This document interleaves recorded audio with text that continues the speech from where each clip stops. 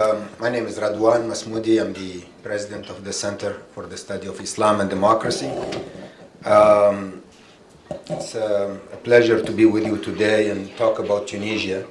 I've been spending majority of my time for the last 4 years in Tunisia. CSID was founded here in Washington in 1999, so for 15 years we've been trying to promote democracy throughout the Arab world. But in the last 4 years, we focused on Tunisia because all the experts had said this, and we knew this, that Tunisia was the best chance, or had the best chance of success in the Arab world. And so we wanted, as a small organization, we're not that big, we're not huge. We wanted to focus our energy and our resources where we could actually make a difference. And that's why we went to Tunisia and we focused on Tunisia. Tunisia has achieved remarkable successes and achievements in the last 4 years.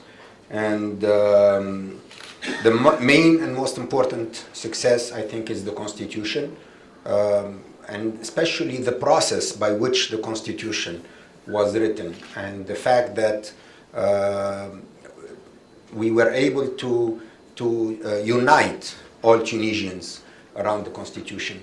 It is the constitution main purpose and main goal is to unite people, is to bring them together, to give them a common view or a common vision for the kind of society they want to build together, the kind of political system they want to have, the kind of rights and freedoms.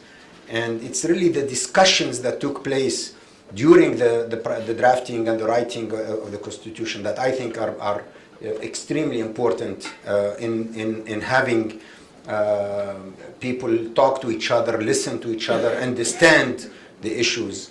Otherwise, the constitution itself is just a document.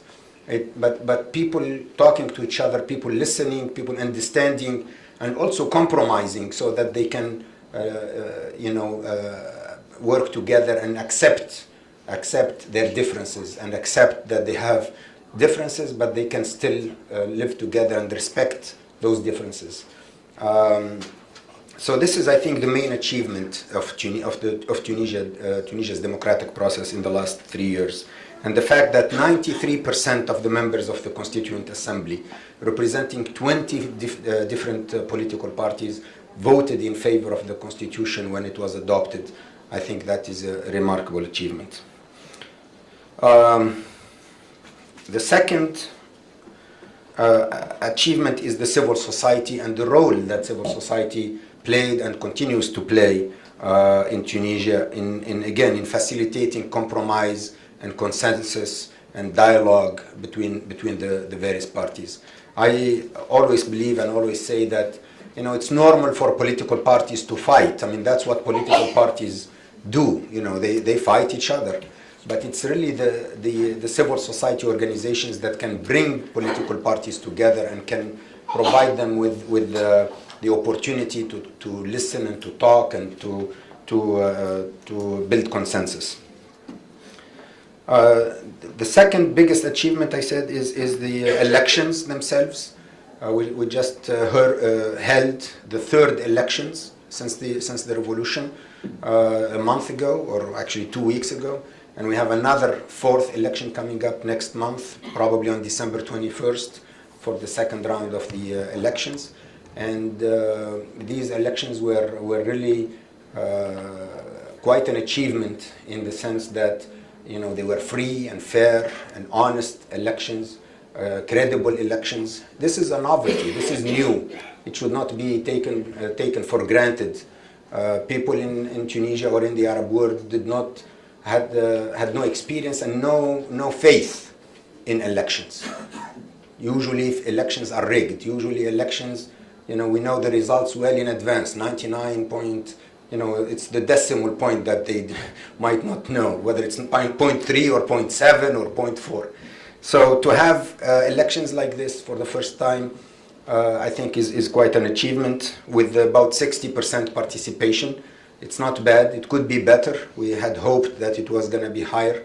There's still a lot of problems with the youth in Tunisia, and youth disengagement or disenchantment with the process.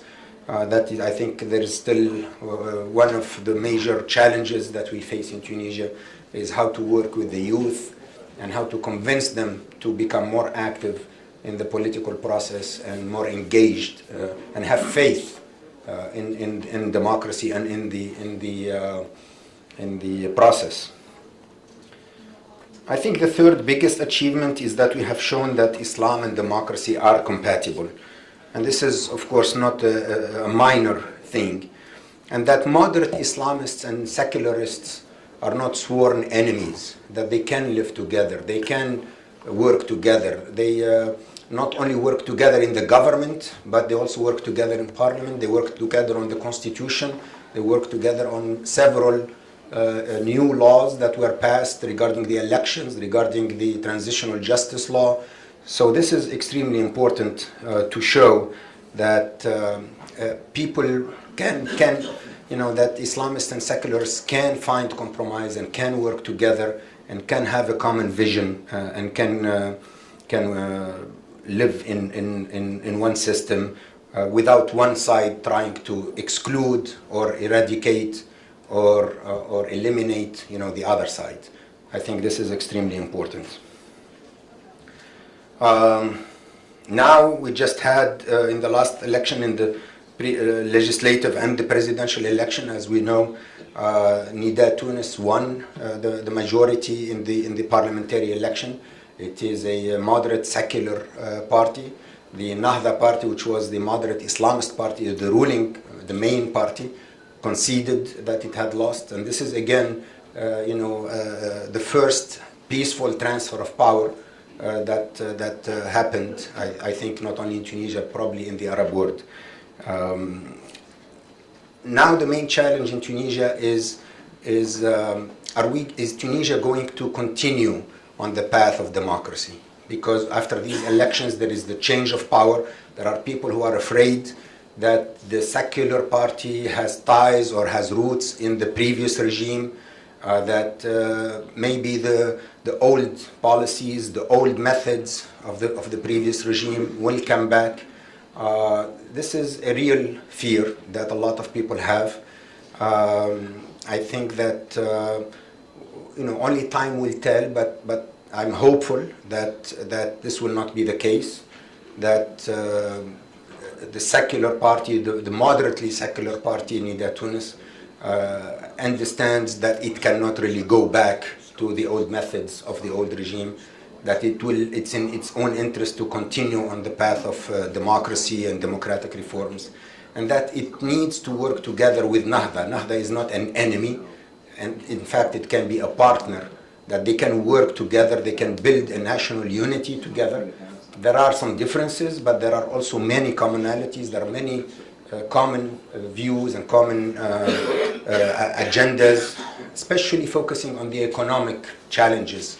Tunisia needs to focus on the economic challenges in the next few years, definitely at least the next 5 years.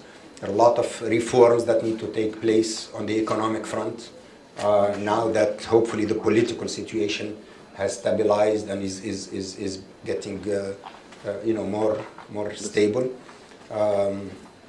And therefore we need a strong government that can implement these reforms. These reforms are not going to be easy. They are going to be difficult. Everybody knows that. And so a strong national unity government that has the support of the two main parties, Nida and Nahda parties working together, I think really would be the best thing that could happen for Tunisia at this time. And so I'm hopeful that and in fact discussions are going on today. They had the first meeting of the parliament today, and so they are discussing who will be the head of the parliament, who will be the head of the government, and so these discussions are ongoing.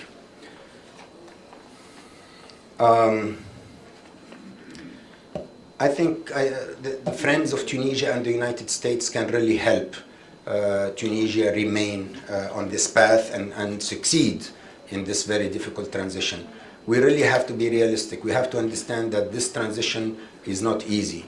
It's very difficult. It takes time, but it's also very painful. People are used to old old traditions, old methods, including the predictability of the old regimes.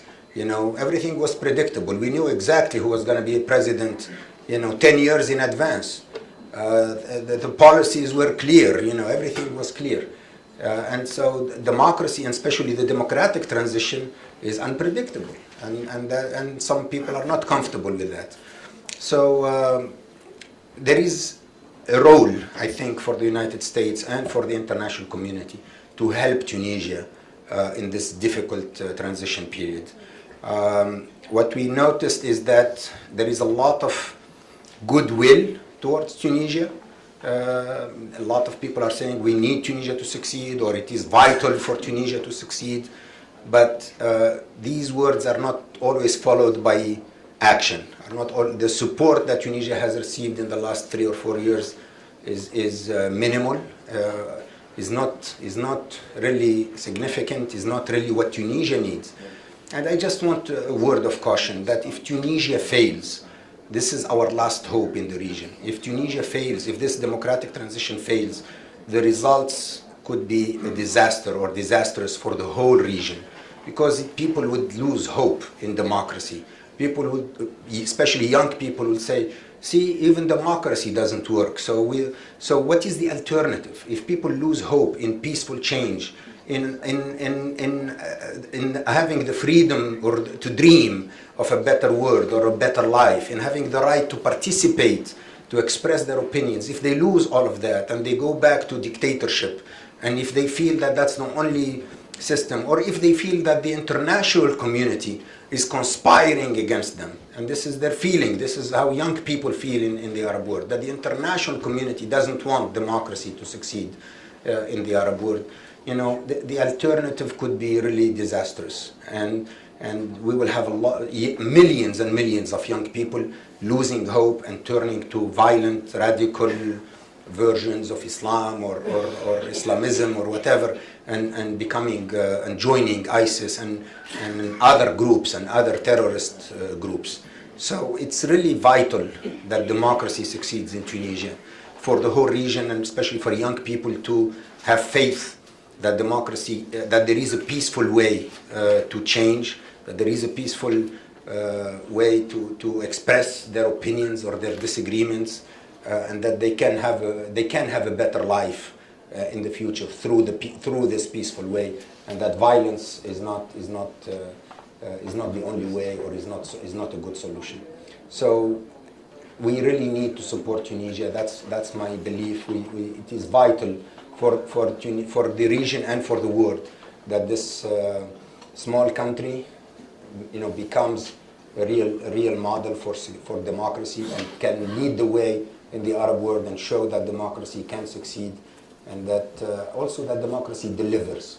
Democracy is not only about freedoms and human rights, which are important, but at the end of the day, people need to feel that their life is better with a democratic system, and that they are getting a better life.